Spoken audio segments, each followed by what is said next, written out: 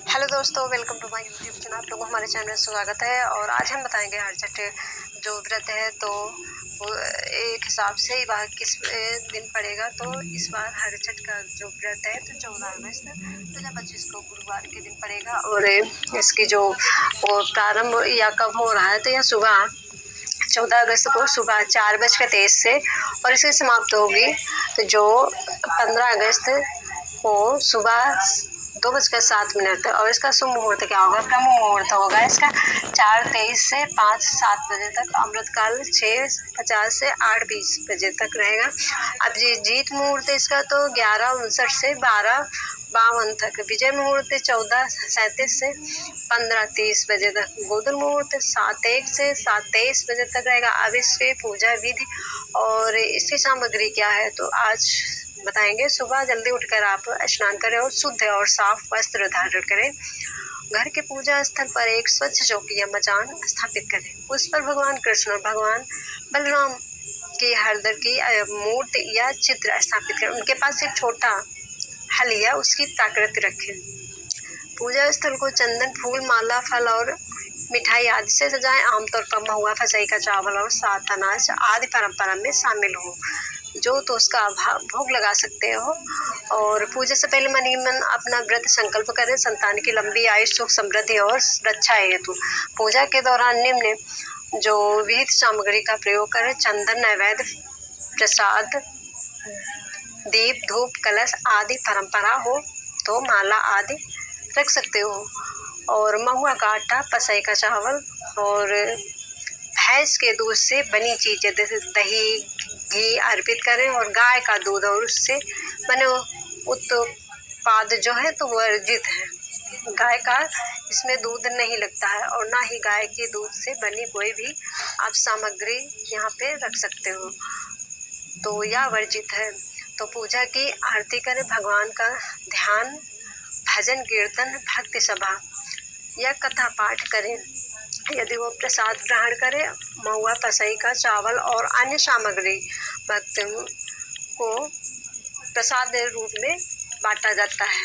और व्रत का पालन जो अगले दिन सुबह अंशकल उदय तिथि पर किया जाता है।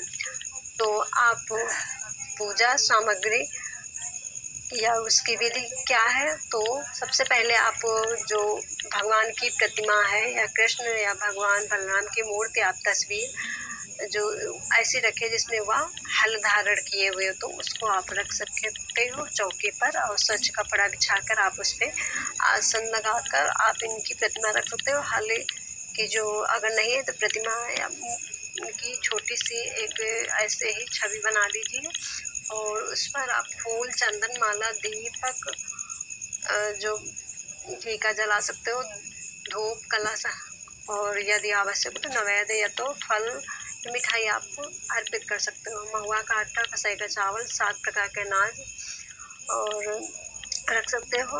और जो आप इसके बाद झलबेरिया, फलास, काशी की टहनियाँ जैसे कि जो छिपला हम कहते हैं इसको गांव घर में, जो छिपले का जो होता है पत्ते उसके लगते हैं और फूस इसमें लगता है। और आप इसे पूजा स्थल पर रखा जाता है। और भैंस के दूध से बने उत्पाद, दही, घी का प्रयोग करें। और गाय का तो बिल्कुल यहाँ पे वर्जित माना गया है। तो इसके बाद हम जो कथा कहेंगे तो कथा इस तरह से है। हरछठ की व्रत की कथा विस्तृत आप पूजा करने के जब आप पूजा कर लेते हो, पूरे सामग्री अर्पित कर लेते हो, उसके बाद कथा आवश्यक है। तो हरछठ की जो कथा इस प्रकार है कि एक राजा की रानी ने हरछठ व्रत के नियम का उल्लंघन किया। उसने हल से जुड़े खेत का अन्न खा लिया। इस कारण उसके सभी बच्चे बीमार हो गए।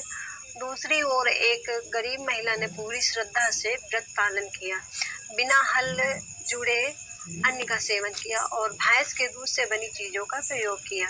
इसके फलस्वरूप उसके स्वास्थ्य से संतान सुख और हुआ और बच्चे स्वस्थ बड़े हुए हैं। इस कथा में 2 संदेश प्रमुख हैं।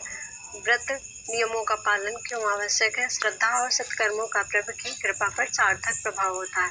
कथा से यह हमें सीखने को मिलता है। यह व्रत संतान की लंबी आयु, सुख समृद्धि और परिवार की सुरक्षा के लिए विशेष महत्व है। यह व्रत भगवान बलराम हलदर को समर्पित है, जो प्रकृति और कृष्ण के प्रतीक है। जिस प्रकार हलदारी बलराम ने प्राकृतिक और गाय का संरक्षण किया, उसी भावनाओं को इस व्रत के माध्यम से श्रद्धालु अनुसरित करते हैं। तो इस प्रकार आप पूजा और मन से पूजा करिए, और आपकी जो कृष्ण जी हैं तो आपके मनोरथ पूर्ण करें।